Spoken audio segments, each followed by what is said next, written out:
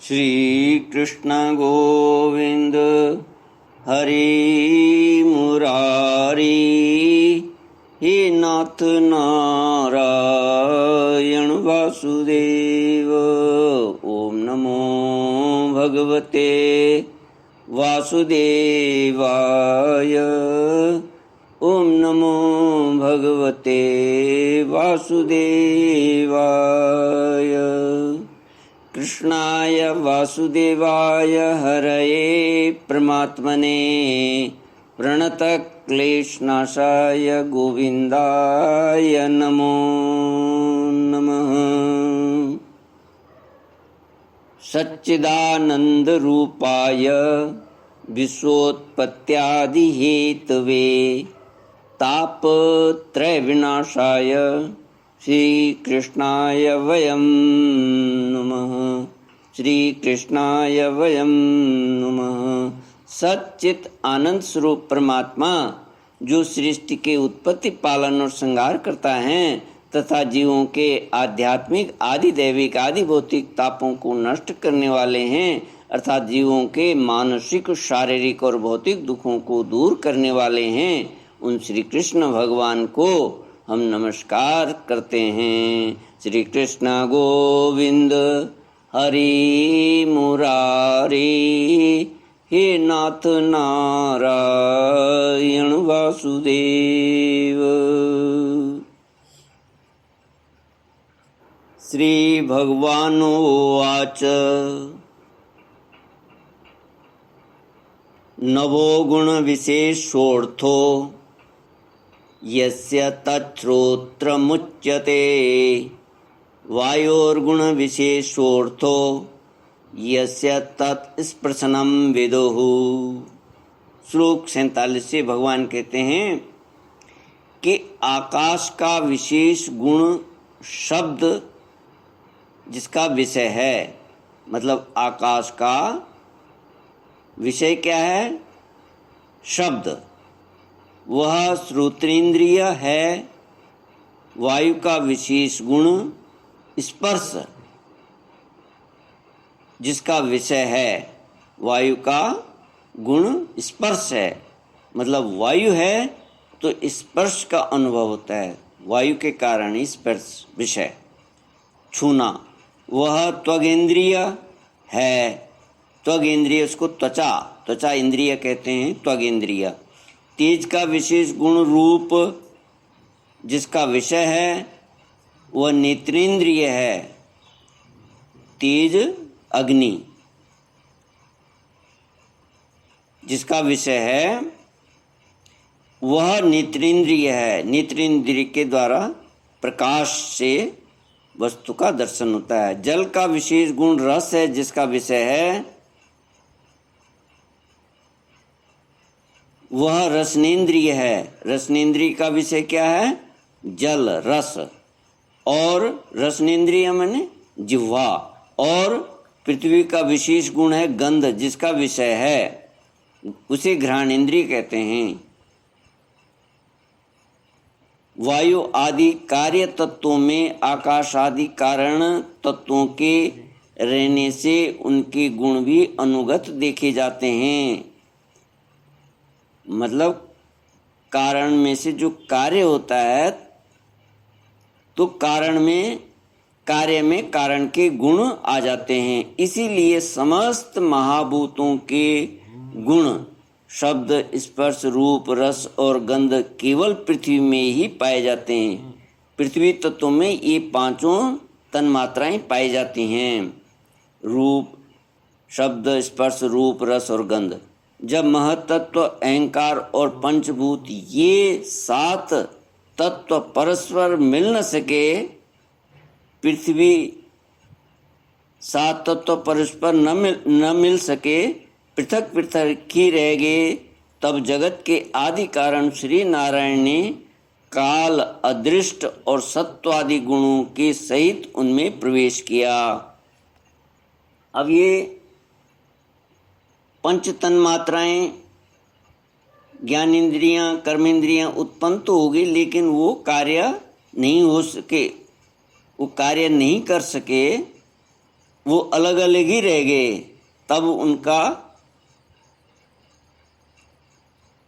तब उनमें भगवान ने प्रवेश किया और तब उनमें कार्य करने की क्षमता आ गई। अदृष्ट और सत्व आदि गुणों के सहित भगवान ने उनमें प्रवेश किया।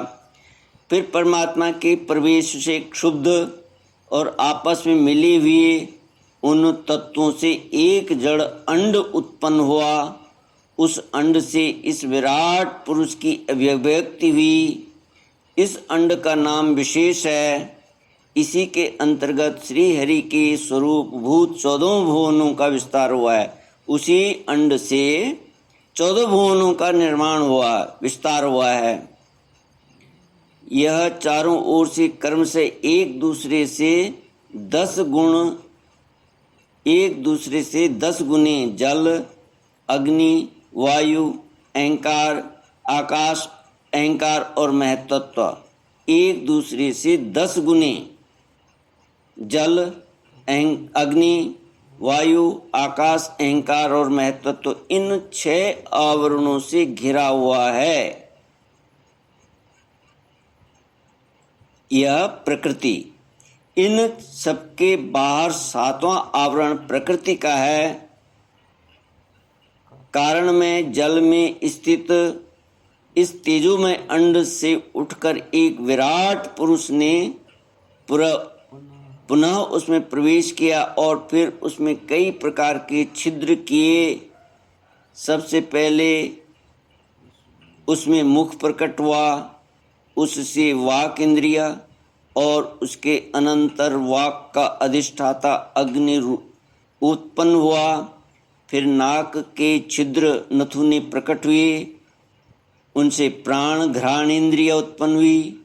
घ्राण के बाद उसका अधिष्ठाता वायु उत्पन्न हुआ। तत्पश्चात नेत्र गोलक प्रकट हुए, उनसे चक्षु इंद्रिय प्रकट हुई और उसके अनंतर उसका अधिष्ठाता सूर्य उत्पन्न हुआ।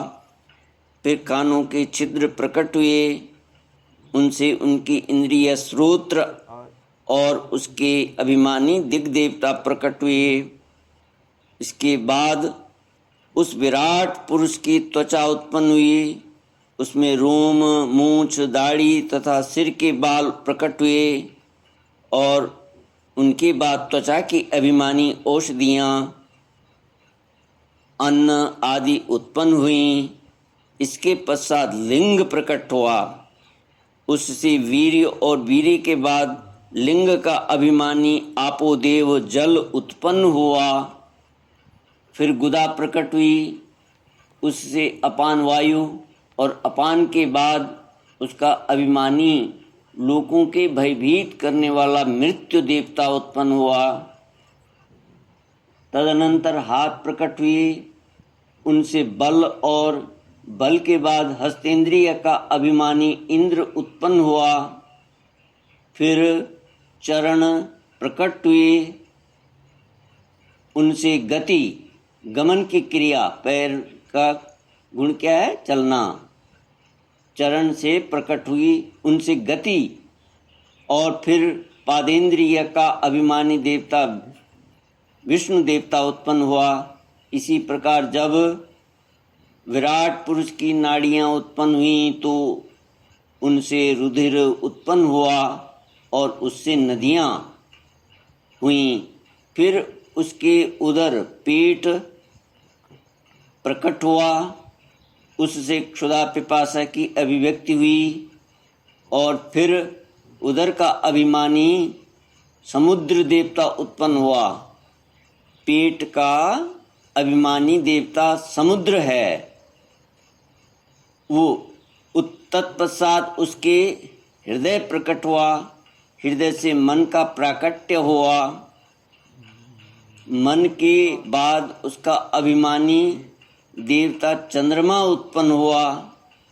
फिर हृदय से ही बुद्धि और उसके बाद उसका अभिमानी ब्रह्मा उत्पन्न हुआ।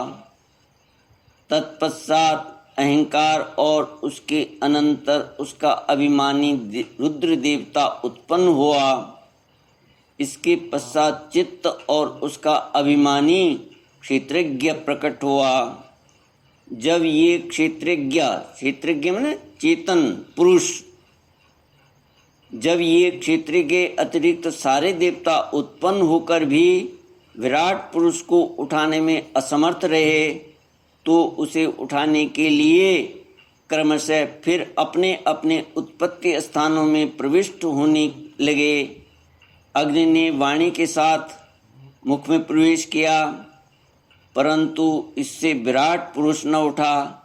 वायु ने घ्राणेन्द्रिय के सहित नासाक छिद्रों में प्रवेश किया, फिर भी विराट पुरुष विराट पुरुष न उठा।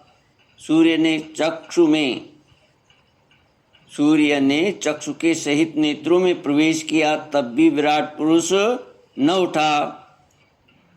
दिशाओं ने सर्वणेन्द्रिय के सहित कानों में प्रवेश किया, तो भी विराट पुरुष न उठा। औषधियों के रोमों के सहित त्वचा में प्रवेश किया, फिर भी विराट पुरुष न उठा। जल ने वीर्य के साथ लिंग में प्रवेश किया, तब भी विराट पुरुष न उठा। मृत्यु ने अपान के साथ गुदा में प्रवेश किया, फिर भी विराट पुरुष न उठा। इंद्र ने बल के साथ हाथों में प्रवेश किया, परंतु इससे भी विराट पुरुष न उठा। विष्णु ने गति के सहित चरणों में प्रवेश किया, तो भी विराट पुरुष न उठा। इंद्रियों ने रुधिर के सहित नाड़ियों में प्रवेश किया, तब भी विराट पुरुष न उठा। समुद्र ने क्षुधा पिपासा के सहित उदर में प्रवेश किया, फिर भी विराट पुरुष न उठा। चंद्रमा ने मन के सहित हृदय में प्रवेश किया, तो भी विराट पुरुष न उठा। ब्रह्मा ने बुद्धि के सहित हृदय में प्रवेश किया, तब भी विराट पुरुष न उठा। रुद्र ने अहंकार के सहित उसी हृदय में प्रवेश किया, तो भी विराट पुरुष न उठा। किंतु जब चित्त के अधिष्ठाता क्षेत्रज्ञ ने चित्त के सहित हृदय में प्रवेश किया, क्षेत्रज्ञ चेतन ब्रह्म ने चित्त के सहित हृदय में प्रवेश किया, तो विराट पुरुष उसी समय जल से उठकर खड़ा हो गया। भगवान के प्रवेश होते ही चित्त में, हमारा जो चित्त अंतःकरण है उसमें प्रवेश किया, तो वह विराट पुरुष जल से उठकर खड़ा हो गया।